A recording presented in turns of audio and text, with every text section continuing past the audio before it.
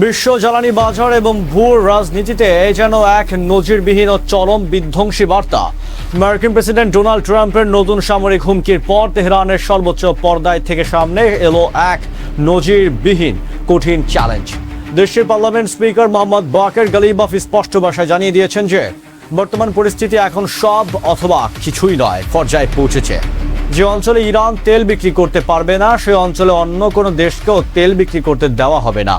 শুধু তাই নয়, হরমুজ প্রণালীর সার্বভৌমত্ব নিয়ন্ত্রণ এবং জ্বালানি অবকাঠামোর সুরক্ষায় নিজেদের চোখের বদলে চোখ নীতি ঘোষণা করেছে তেহরান। কিন্তু ট্রাম্পের পাল্টা হুমকি এবং ইরানের এই হয় সব নয় কিছুই অবস্থানের নেপথ্যে বিশ্ব অর্থনীতি ও মধ্যপ্রাচ্যের নিরাপত্তার জন্য কি সংকেত লুকিয়ে রয়েছে, আজ আমরা নিখুঁত সামরিক ও ভূ রাজনৈতিক বিশ্লেষণের মাধ্যমে ব্যবচ্ছেদ করব এই চরম উত্তপ্ত পরিস্থিতির আসল রহস্য।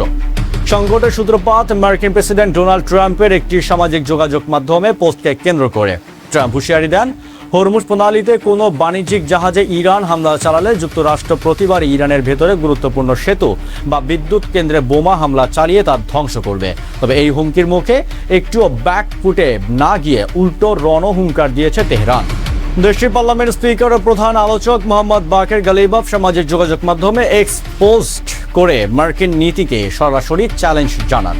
তার মতে, মধ্যপ্রাচ্যে ট্রাম্পের উপস্থিতি কোনো নিরাপত্তা আসবে না এবং ইরানের নিরাপত্তা বিঘ্নিত হলে ওই অঞ্চলের অন্য কোনো দেশের জ্বালানি অবকাঠামো নিরাপদ থাকবে না।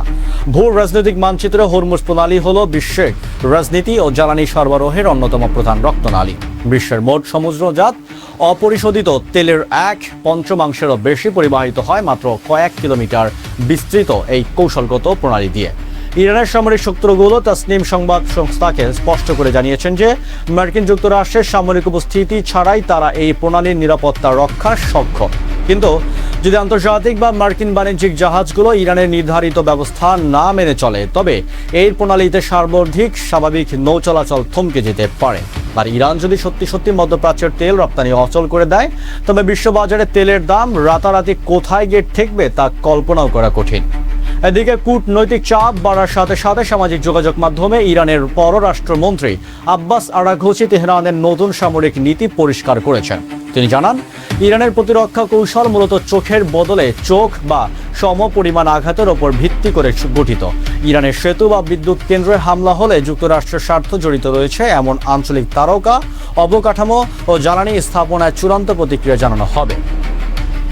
এমনকি ট্রাম্প প্রশাসনকে যে কোনো সহায়তা প্রদানকারী প্রতিবেশীকে বৈধ লক্ষ্যবস্তু ধরা হবে বলে হুঁশিয়ারি দিয়েছে তেহরান। বুধবার এক দ্বীপে জোরালো বিস্ফোরক ও ক্ষেপণাস্ত্র হামলার তদন্ত চলাকালীন এই দুই পক্ষই এখন সর্বোচ্চ সামরিক সতর্কতায় অবস্থান করছে। ইরানি সাময়িক সূত্রগুলোর দাবি করছে, বিগত দিনের সংঘাতগুলোতে ওয়াশিংটন বুঝে গেছে যে তেহরান যে কোনো কৌশলগত লক্ষ্যবস্তুতে আঘাত হানতে সক্ষম।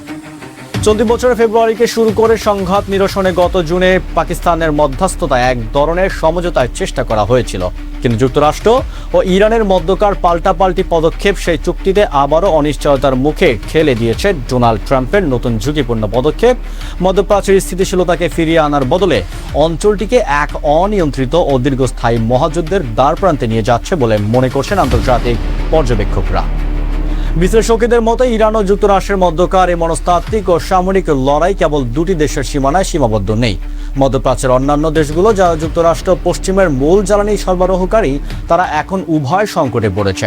একদিকে যুক্তরাষ্ট্রের সামরিক ছাতা, অন্যদিকে ইরানের ক্ষেপণাস্ত্র ও ড্রোন সক্ষমতা। যদি হরমুজ প্রণালী সম্পূর্ণ বন্ধ হয়ে যায় কিংবা আঞ্চলিক তেল শোধনাগারগুলোতে আক্রমণ শুরু হয়ে যায়, তবে তা কেবল মধ্যপ্রাচ্য নয়, বরং এশিয়া ও ইউরোপ সহ পুরো বিশ্বের অর্থনীতিকে চরম মন্দা ও জ্বালানি ঘাটতির মুখে ঠেলে দেবে। তো বন্ধুরা, ইরানের পার্লামেন্ট স্পিকারের এই চরম হুঙ্কার এবং হরমুজ প্রণালী ঘিরে ট্রাম্প প্রশাসনের অবস্থানকে আপনারা কিভাবে দেখছেন? তেলের বাজার ও বৈশ্বিক অর্থনীতিতে এর প্রভাব কতটা মারাত্মক হতে পারে? আপনার যুক্তিযুক্ত মতামত কমেন্ট বক্সে লিখে জানান। আন্তর্জাতিক রাজনীতি, সামরিক সমীকরণ ও গ্লোবাল নিউজ অ্যানালিসিসের পলিসি ফ্রেন্ডলি আপডেট পেতে আমাদের ভিডিওটি লাইক করে চ্যানেলটি সাবস্ক্রাইব করে সাথেই থাকুন। ধন্যবাদ।